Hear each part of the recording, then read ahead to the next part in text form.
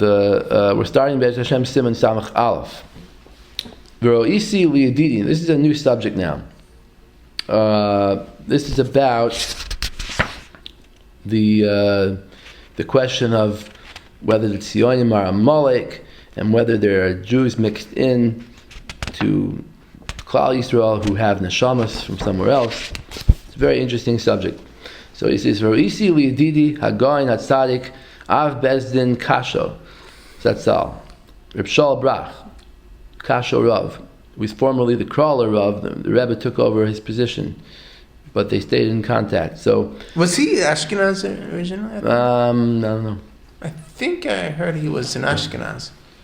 So he davened in Ashkenaz. He wasn't Ashkenaz, yeah.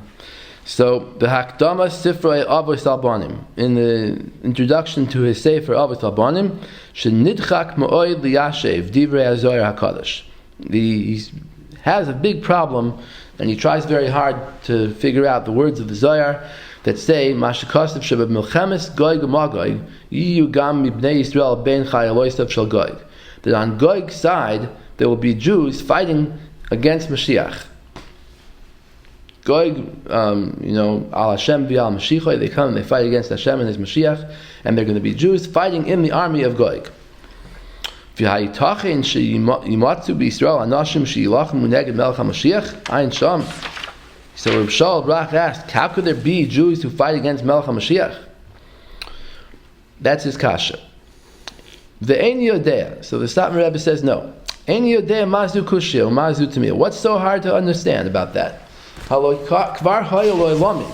He says, always it was this way. Going back thousands of years, there were always Jews who helped the enemy. He says, Kayotze bozeh b'milchemes hachashmonoim im ha'yevanim. She'apritzim v'abiryonim she'bi Yisrael. There were the Misyavnim who joined forces with the Greeks. We know that, right? These powerful Jews, they joined the fight to fight against the Chashmonoim and against the Torah. Re'ei kol zeh b'Yosifon. In the Sefer Yosifon, he brings the whole story.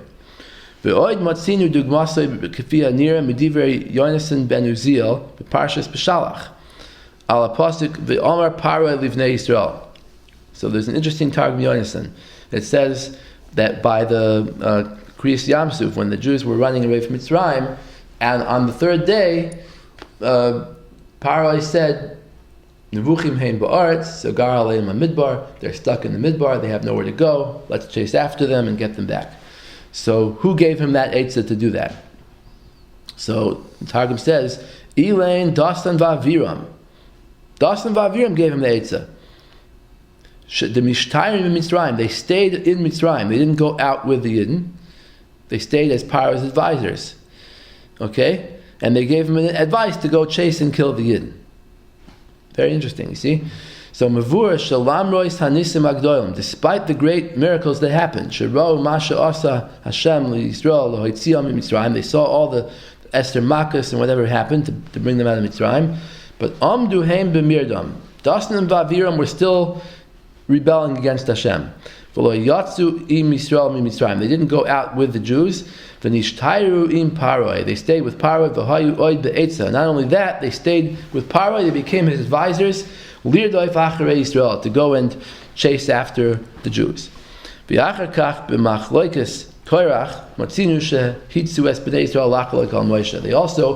stayed with the Jewish people after that, and they joined up with Korach's side. So what happened? How did they end up doing that? If they were on Paro's side, they should have been dead at the bottom of the sea, right? Mm-hmm. He says, "Ukafia nira midivrei hatargum Yonis ben Uziel halchu dasam va'avirim im Paro lilcham neged Yisrael." They went with Paro to fight this war. V'achar kach lachem im Yisrael behester. But then, when they lost that, they actually ended up joining the Jews, and they fought secretly against the Jews from within. V'haya koicham gadol lahamshich acherim. And they had a very strong power to attract other people to their side. Ulahatoi says Kol Yisrael, and to confuse the Jewish people. Lachlik al Moshe Rabbeinu. Upela eich nimshechu b'nei Yisrael achreim. So now we have the same question. These people originally were on Paro's side. They convinced Paro to go and kill the Yidden. So how could any Yid want to follow them? איך נמשכו בני ישראל אחריהם בידם שהיו בעצה עם פרעה לרדוף אחרי ישראל ולא יצאו ממצרים יחד עם בני ישראל. They didn't come out with the Bnei Israel, they came out later.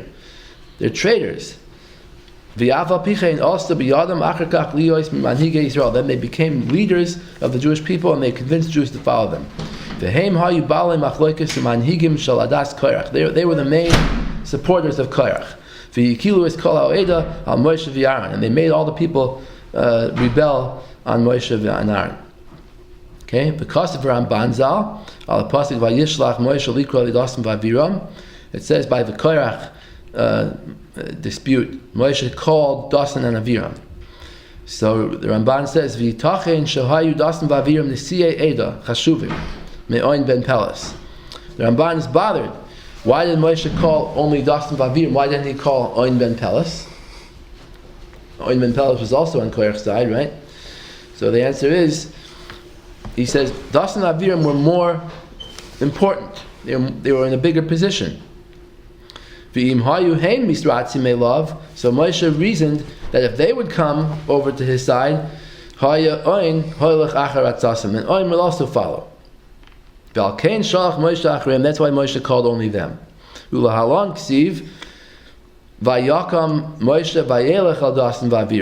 He went to them. They were the leaders of the rebellion. So, again, the question is, if they were the leaders and they made everybody do this rebellion against Moshe, how did they do that? They were traitors, right? He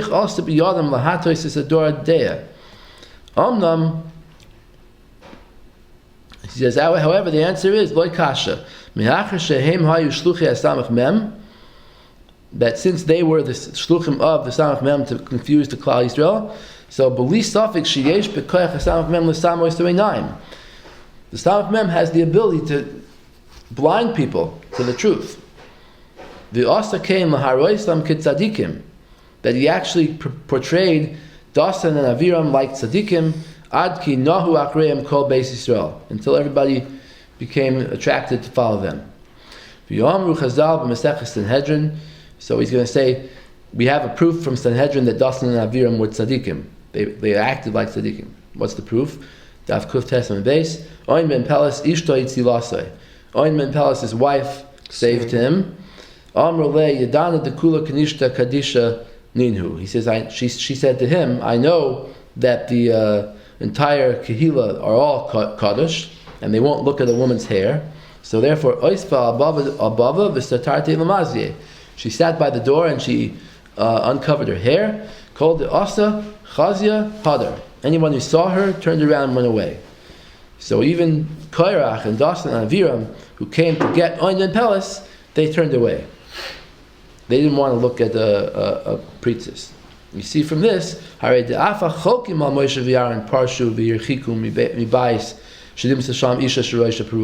even the people who were against Moshe and Aaron were still very frum, and they wouldn't be in the house. They wouldn't be in the house that the woman had her own hair uncovered. So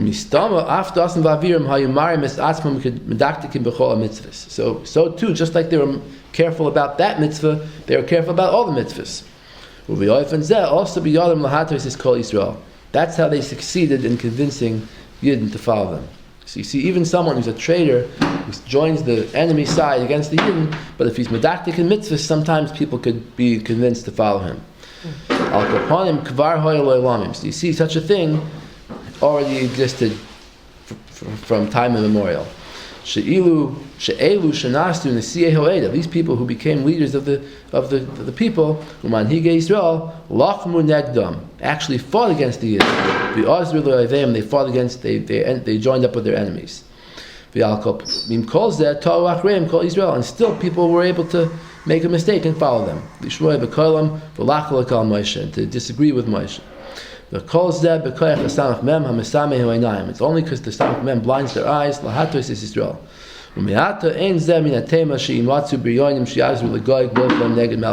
not going to be unbelievable if there are going to be some Jews who join the Melchemes Goig, the army of Goig. Even from Jews. Yeah.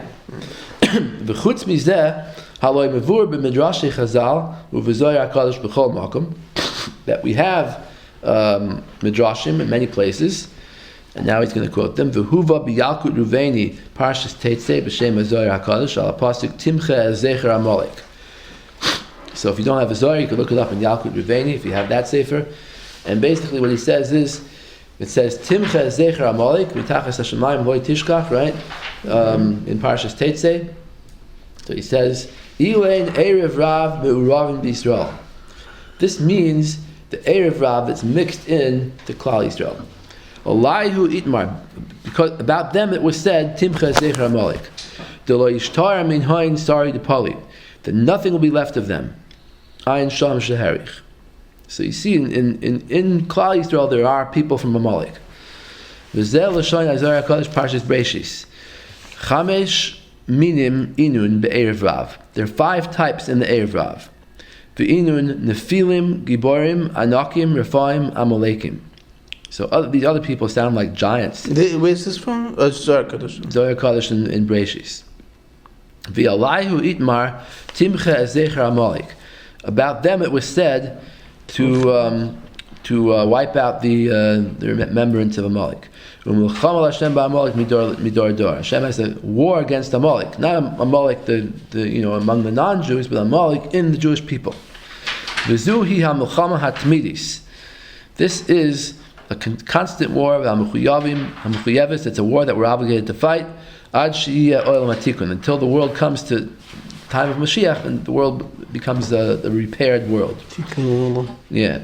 V'yamru Razal ein Hashem Shalem v'ein Akisei Shalem. The name of Hashem is not complete, and the Kisei of Hashem is not complete ad she'imach Zara shel Amalek, until the children of Amalek are erased from the world, which means, like the Zohar says, it means these Amalekim that are in the midst of Klal Yisrael. V'hinei hatziyonim v'akoifrim shel zmanenu shorsha meho erev rav. The Zionists and the heretics of today come from the Erev Rav. V'yadua she'hagoyin atzadik bal Chafetz Chaim zatzal. It's known that the Chafetz Chaim said she'ikar avoidasei haisa be'inyan shmiras halashon. He says the Chafetz Chaim's main goal in life, one of his main goals, was to promote shmiras halashon, to promote proper speech. Ubir halacha zu al burya la'alacha l'maisa. He wrote a sefer Chafetz Chaim to explain these halachas. So no one should think the Chafetz Chaim just went around throwing around words, right, insulting people when it was not warranted. And still, the Hey Talmidoi Hagoyin Atzadik Rebbe Chanan Wasserman Zatzal Mishmoi. Rebbe Chanan says over from the Chafetz Chaim in Sefer Maimer Ikvis in the Mashiach. He says She'omer al Tziyonim Shehem Amalekim Amitim. He says that Tziyonim are the real Amalekim today. Rebbe Chanan explains there that it's not all the Zionists, it's just the leaders of the Zionists, right? The rest of them just follow. So, so today we're suffering from the Galus of the Erev Rav, meaning to be in Galus under the state of Israel is to be in Galus under the Erev Rav. They're the ones who make the decrees against Klal Yisrael. Decrees that never existed from the time of the beginning of the world, from the beginning of Klal Yisrael. Their hand is still outstretched to make Zayris against us. On this Zohar that he quoted, that there were 5 types of Erev Rav, right? So on that, the Or Chama says, "De'af be'elu hanoyladim mizera Yisrael," even people who were born from Jews. In other words, don't think that we're talking about a yichus problem here. And this gets into the question of what does it mean that someone's from Amalek if they're in Klal Yisrael. Don't think that we're talking about like, okay, there's some impure yichus somewhere back in his family, and he descends from Amalek somehow, right? Or Gerim that weren't real Gerim that came in or something. I don't know, intermarriage. Don't think that that's the pshat. He says no. Afilu, lost the place. Even people who were born from Jews, Yisrami, it could happen. Sheshoyesh nishmoseim misitra Amalek. Their neshama is what comes from Amalek, not their body, not their physical yichus. Kvar hevesi besifri vayom Moshe Maimer Gimel Siman Chav Zayin. I brought down Mashakos of a Rashba Zal B'tshuva Madura Kama Siman Tov Dalid Al Elu Shemoid Sim Divrei HaTorah K'dosh L'Divrei Minus. People who misinterpret the Torah, who actually purposely go into the Torah, not that they think the Torah means what they say, but they go into the Torah with an agenda and they interpret it to mean what they want it to mean. So the Rashba says on these people, Sheheidu al Atzmon She'eno Mizarei Shel Avram. These people are not, they're testifying on themselves that they're not from the Zarei Shel Avram. Va'afilu Mizarei Shel Esav Yishmael. They're not even from Avram's children, Esav and Yishmael. They're completely, and he goes on to say they're not even from humans. He says, Rak me'oisen shedin v'lilim shel noldu me'adam harishon. They're from the shedim that were the children of Adam harishon. Because we know the Gemara in Eruvin Daf Yudches says that for 130 years Adam separated from Chava after the Chet until he had Shais, right? So what was he doing for those 130 years? So it says he was having children with the Shedim and producing all the Shedim that are around today. They're all kids of Adam Rishon. So those Shedim are the ones who are interpreting the Torah wrong. That's what the Rashba says. Al kain tekal aleim b'chol lashon v'chol Yisrael nekim. He says we can curse them no matter what we want to say about them. We can say it, and all the Yidden will be nekim. They're not going to be blamed for this aveira of cursing because they're not really Yidden that they're cursing. Ayin sham sheherich. Just looking in Vayom Moshe, just to get the context of why the Rashba was against these people. What did they do wrong? So he says, Ayin shuvas Rashba Madur Kama Tov Yadal Shekosba Misha Omar Divrei Minas for Hoitzias Divrei Torah K'doshim Mipashtas Divrei Aksuvim, that he interprets the Torah as not literal. B'Amru Avram v'Sara Choymer v'Tzura. They say there never was a person named Avram and a person named Sarah. It was just symbolic of the Choymer and the Tzura. Is that biblical criticism or something else? It's biblical allegoricism. So what's biblical criticism? That's something else. It's like researching who wrote the well, how can you tell me about? Yeah, whatever. But we're talking here about people who, in the Rashba's time, that tried to make the Torah not literal. They didn't. Even back then? Yeah, it sounds like it. Philosophically or whatever, or historically, they didn't believe the Torah was really true, so they said, you know what, is that what Spinoza it's given by Hashem, but it doesn't mean what you think it means. It doesn't mean there was an Avram and a Sarah. Is that what Spinoza did? No, Spinoza was different. But he was also so the Rashba is Mikala, this person, Shan B'Klaus, Nimratzis, V'Neiroy, Sim Kol Aminim, Rachmana Litzlan.